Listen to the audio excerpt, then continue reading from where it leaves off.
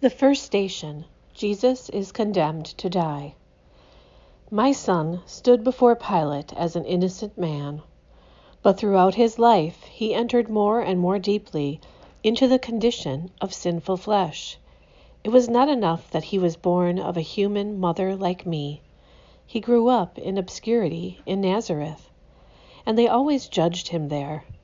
They always judged that it wasn't right that he was conceived before Joseph and I were married. Even when he began his public ministry, the religious leaders didn't accept him. His reflection of God didn't fit their self-serving picture of God. Finally, his own followers abandoned him. I never imagined he would have to experience solidarity with prisoners beaten and tortured, but he did. I'll never forget the blood he shed and the pain he experienced at the hands of the Roman guards. Jesus began his journey by becoming one with every powerless person mocked and made fun of by others. He did nothing that deserves capital punishment or the abuse he was given. His yes, his surrender to God's will, ultimately destroyed the power of sin and death. While he was growing up, I told him many times how I had been graced to say, "Let it be done to me according to your word." I never could have imagined that this would be the sword that would ultimately pass through my heart. To watch my son say yes to God so completely and fully for the salvation of the world. Now that he is condemned to death, reflect with me on each station of his journey, entering more and more completely into our humanity and death itself. Let us ask for God's grace to be with him and to accompany him on his journey to more fully understand it and be more fully grateful for its gift. The second station, Jesus carries his cross. My son was forced to carry the cross on which he would be nailed, ridiculed, and executed. We must pause here to remember what it represents. For this journey, he takes up the weight of all of our crosses, all of our senseless suffering, and the weight of all of the sin of the world, past, present, and future. Each step he took cut deeply into his own already battered shoulders. I couldn't believe he could manage even a few steps. We can look back now and remember that this is for all of us. Each of us can say, "This was for me." As we imagine each step he takes, we can pause now to say thank you in our own words, deep in our hearts. The third station, Jesus falls the first time. I can barely express to you what it was like to see my son fall under the weight of that cross. Everything within me wanted to make them stop. This was already too much. But there was nothing I could do but watch him lay on the ground. Of course, I now know that if he was to enter completely into our lives, he would have to surrender to the crushing weight of the burdens so many in their world suffer. All the people of the earth who are overcome by unfair burdens will always know that, laying there on the ground, Jesus knew and would always understand their powerlessness. Unable to get himself up, he entered into and forever understands our fatigue and whatever unfairly defeats us. I understand your sorrow and feeling of guilt at reflecting upon my son's way to Calvary. Please, just be grateful. My son simply wants us to remember how he loved then and loves us now. This is all about his mercy and the gift of life we have in him. The fourth station, Jesus meets his mother. As I pushed and shoved to move through the crowds to be close to my son as I could, we came to a place in the road where he stopped. He saw me, and we looked into each other's eyes. I didn't want him to see my tears or know my pain, but I long ago accepted how thoroughly he knew me. The love from my heart poured out in the only embrace I could give him. My lips quietly said the prayer he taught us. Father, may your kingdom come and your will be done on earth as it is in heaven. He nodded so slightly, took a deep breath, and moved up on the hill. The sword passing through my heart had blessed his mission, and I knew he knew it. Thank him with me, even now, that he took up that mission for us. Thank him that he had tasted the separation and loss that every person in the world knows who has lost a loved one. And he has understood the heart of every loving mother who grieves at the suffering of her children.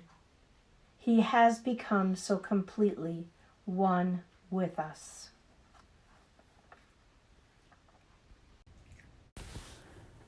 The fifth station. Simon helps Jesus carry his cross. Now reflect with me on what it must have been like for my son to simply not be able to carry the cross any further alone. I was so relieved that he was getting help at the time, even though my heart went out to Simon, who was drawn into Jesus' journey. As we look back, we can give thanks that Jesus entered into our life, even in this gesture of help. Jesus came to know the experience of all of us who must depend upon others, who can't make it alone. Even in this final journey, Jesus would not even have the satisfaction of being able to do this on his own. Let's pause for a moment to express to him now whatever is in our hearts. The sixth station. Veronica wipes the face of Jesus. I can't describe his face, with the blood and the sweat and the bruises and swelling from the beatings. As a mother, I can hardly tell that there was even spit on his face. It was the face of solidarity with all who have experienced abuse and violence. Then, out of the crowd, came a woman whose compassion for my son was so great that she pushed past the Roman soldiers and wiped his face with her veil. Oh, how I loved her for that. The look between them touched me deeply. His clean face, for a moment, revealed the loving face of the son I loved. As he smiled at the woman and continued on the journey, those of us nearby looked at her veil and saw the gift he gave her. There, on her veil, was a stunning likeness, a true icon of the cost of his sacrifice and the depth of his solidarity with all who suffer. This image is a gift to us forever, to always contemplate his likeness, his union with us in our worst rejection and suffering. As you remember with me how his face was so covered with punishment and violence, let us give thanks for his solidarity with us in every aspect of our lives. The seventh station. Jesus falls the second time. When my son fell the second time, my heart sank as he seemed to just lose control and stumble and crumble to the ground. The way he fell to his knees on the hard stones, I could feel the jarring pain through my whole body. Helpless to help him, I again wondered if he could make it. As I look back with you today, I imagine that this fall placed him together with people with disabilities, with people suffering from all kinds of physical diseases that weaken them, and with all who are aging and must confront the limits of their bodies. My prayer is that all God's people who know the suffering of these disabilities might know that they can always turn to my son for understanding and comfort. With gratitude in our hearts, we take a few moments to find the words to express our feelings to him.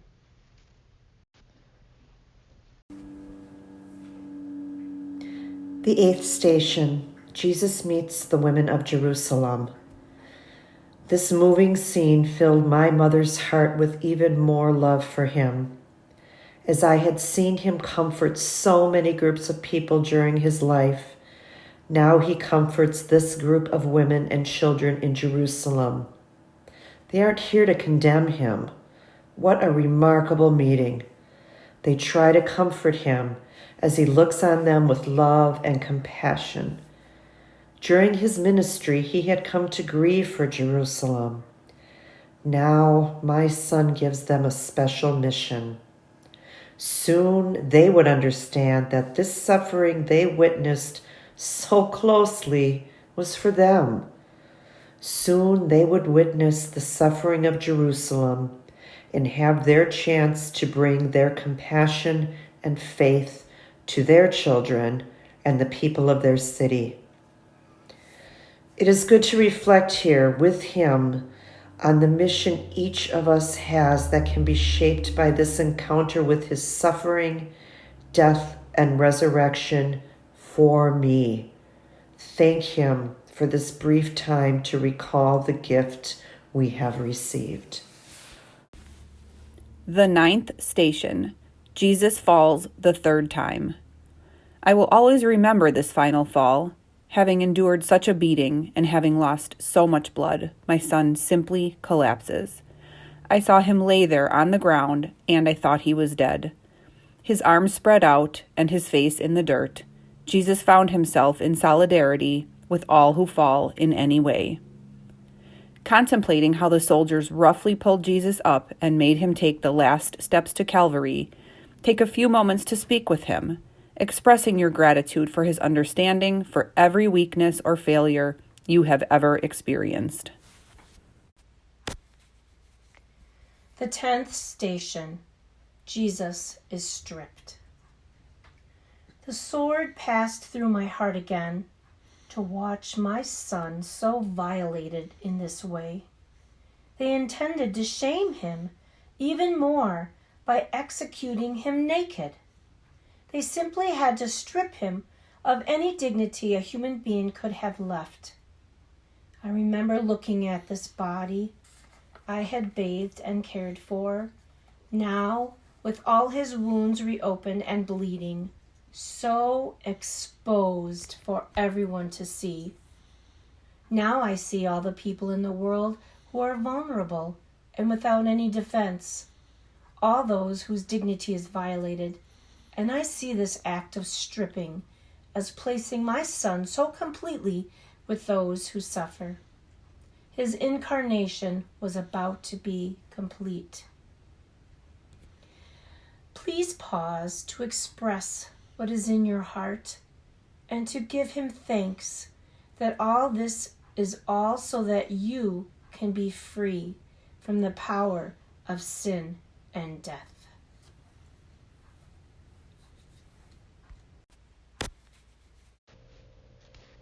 The 11th station, Jesus is nailed to the cross. Today, as I remember him lying on the cross with his arms outstretched, it is the sound of the hammer hitting the nails that stays with me. I remember pulling the first of many wood splinters from his fingers as a child working in Joseph's shop. Against his precious hands and wrists that touched and healed so many, a nail was placed, and a hammer pounded the nail through his flesh and into the wood of the cross. The sound, metal against metal, that ring, and the look on his face, the spasm of his whole body, I will never forget. Then the other hand, and finally his feet, are nailed to the cross. Spend some time with him now, imagining how they lifted him up on that cross, nailed there, that you might be free.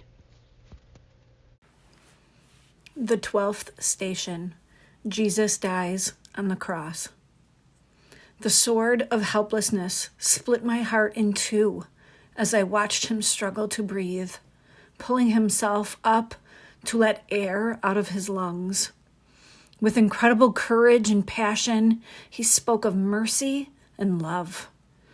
There on the cross, he gave me to John. He gave me to the Spirit-filled church that would be born on Pentecost. Then, after he gave himself into God's hands one last time, he took his last breath and he died.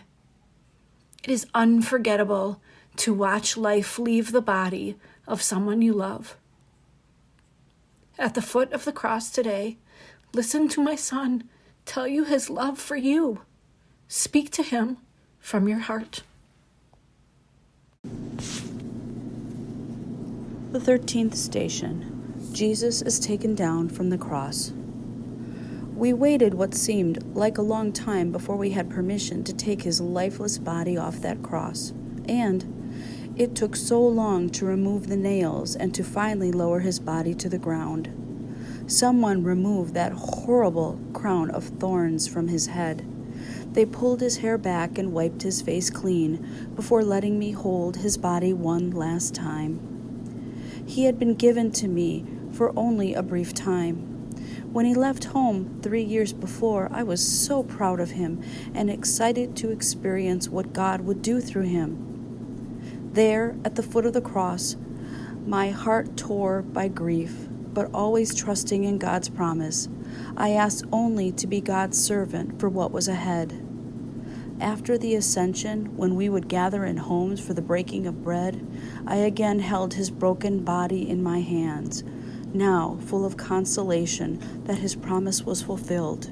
He would be with us forever. Let yourself join me in receiving this mystery of the death of Jesus being so real and complete.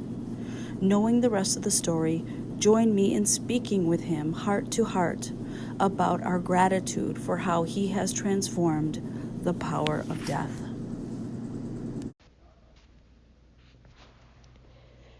The 14th station. Jesus is laid in the tomb. No mother should ever have to bury a child.